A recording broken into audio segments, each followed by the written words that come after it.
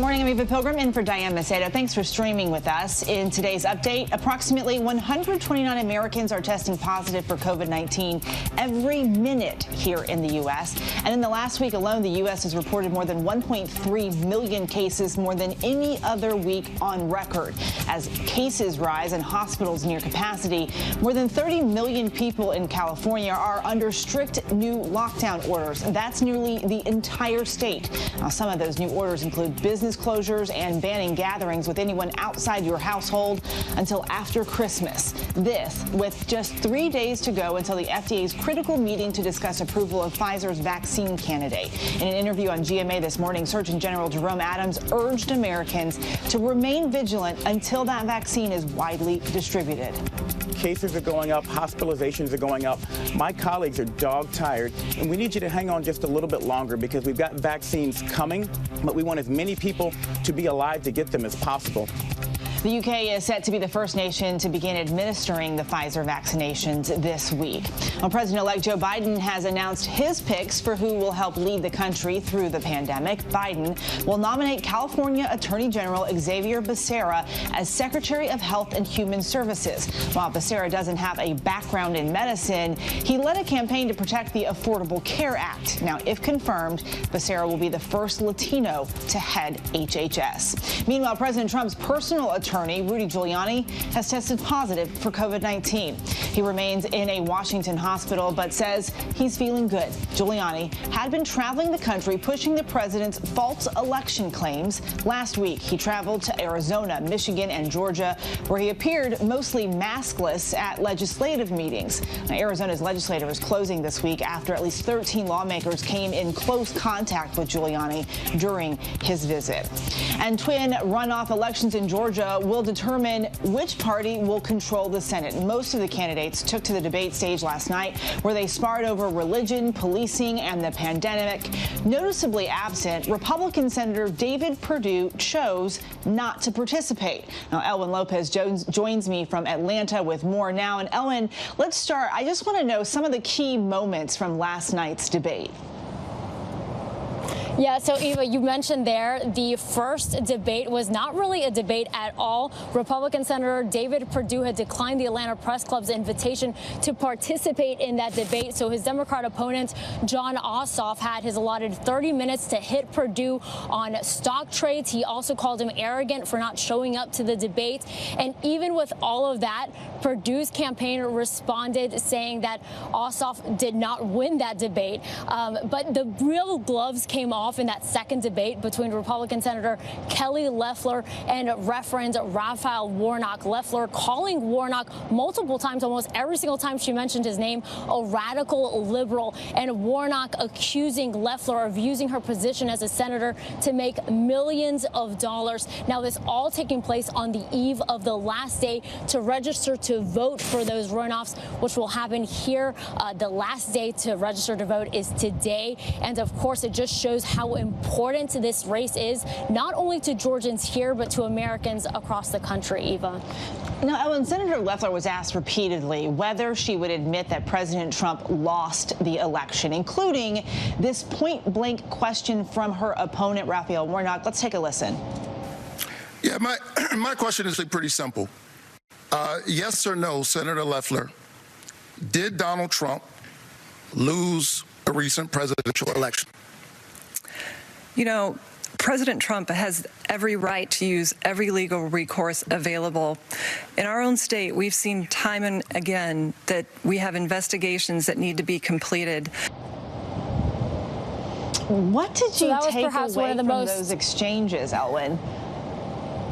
Yeah, so Eva, that was really one of the most glaring parts of the debate. The appointed senator was asked not only by her opponent, but by panelists and the moderator multiple times whether she believed that Trump had won the election. And she dodged that question by what you heard, saying that the president has every legal recourse available to him and every right to use that recourse. But she did say, Eva, and I'm going to quote, she said, "What's at stake is the Senate majority." And we should also point out that the state of Georgia has certified the results of that election. You mentioned this earlier. Georgia has become the center of the political universe since Election Day. So many people watching to see what happens there. First with that audit, now with the anticipation of the runoff election. What is the thinking that you're hearing among voters there as their state is the focus of all this attention?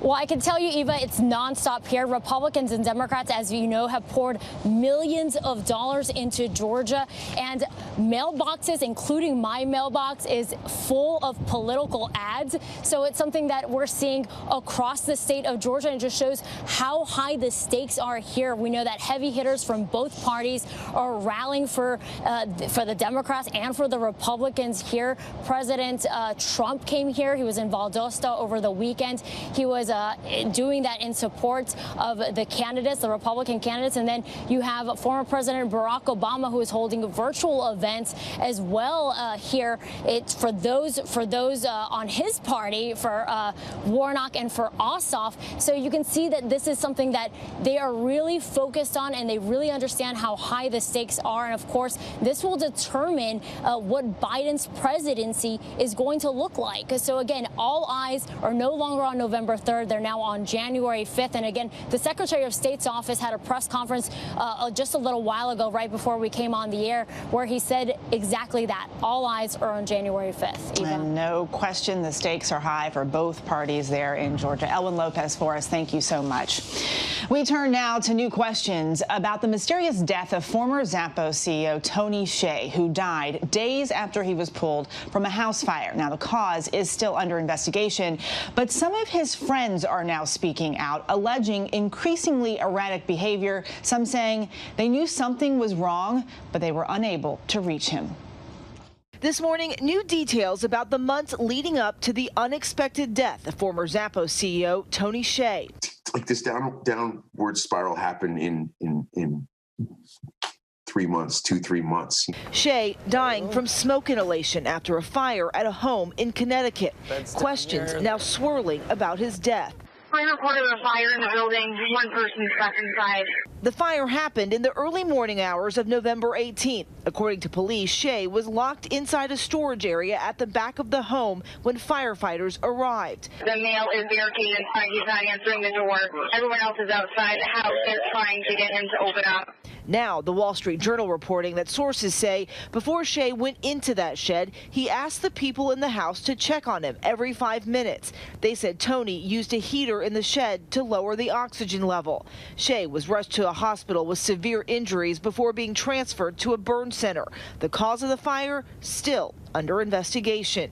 The biggest question we have working on this case right now is the actual cause of the fire. What transpired inside the room where the fire took place. There was only one person in the room at the time. According to the Wall Street Journal, after Hsieh retired, his drinking increased, and he grappled with the isolation enforced by the pandemic.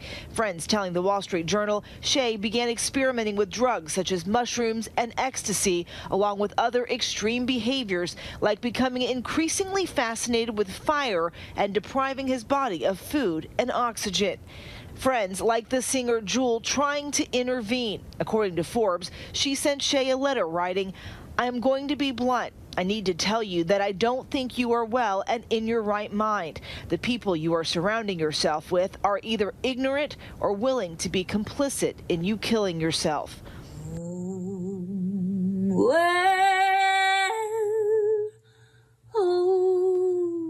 Jewel posting this video after Hsieh's passing, writing, "This is my elegy, Tony. This is me singing for you. May it find you smiling on the other side of the rainbow." And investigators telling us they are trying to piece together what happened in those hours leading up to his death, interviewing the other people who were in the home at the time, hoping that will help answer some questions surrounding his death. A Texas high school student has sparked a call for change after he was suspended for wearing nail polish. He says he just wants to be able to express himself, and now tens of thousands have signed a petition to support him. Here's Ariel Reshef. This morning, with a freshly painted set of nails, I am a gay male, so I kind of went for a pride theme. Texas senior Trevor Wilkinson is fighting back against what he says is his high school's unfair policy against male students wearing nail polish. I went into my class and immediately my teacher sent me to the office because she said I broke dress code. His nails landing him an in-school suspension. Within just days, Trevor's post on social media pleading for support went viral. Now, more than 65,000 people have signed a petition in solidarity with the 17-year-old. It's to remove discrimination, sexism, homophobia, racism in small towns that feel like they can enforce a dress code or rules that completely go against how people feel and completely go against freedom of expression and completely break the federal law at that matter. His guardian, his great-grandfather, hoping the school will make a change in policy. Well, I don't understand why it's any kind of a big deal. Who does it harm? I'd like to see them just drop it. That's what they should do. Trevor, part of a growing trend. Guys in nail polish popping up all over pop culture. From A$AP Rocky to Harry Styles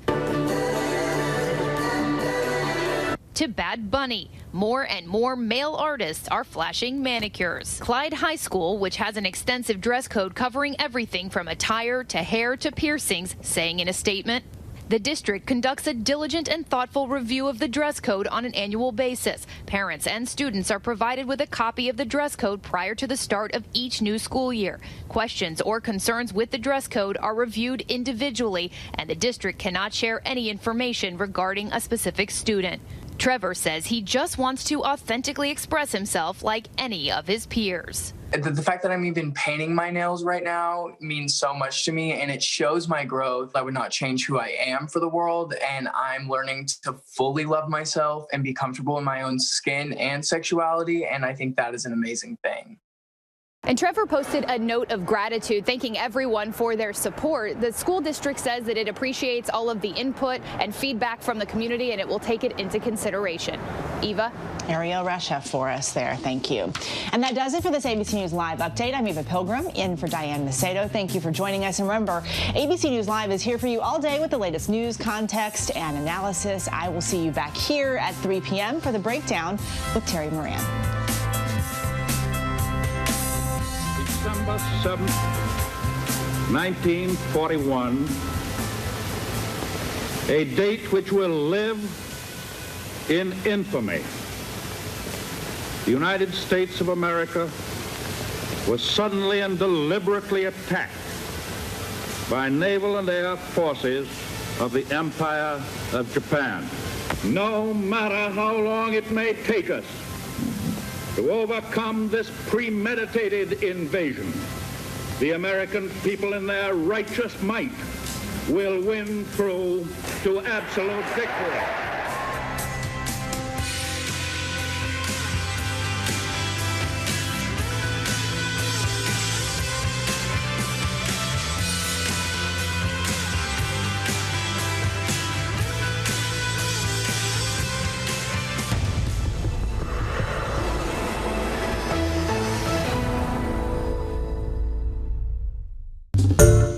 Hi everyone, George Stephanopoulos here. Thanks for checking out the ABC News YouTube channel. If you'd like to get more videos, show highlights, and watch live event coverage, click on the right over here to subscribe to our channel, and don't forget to download the ABC News app for breaking news alerts. Thanks for watching.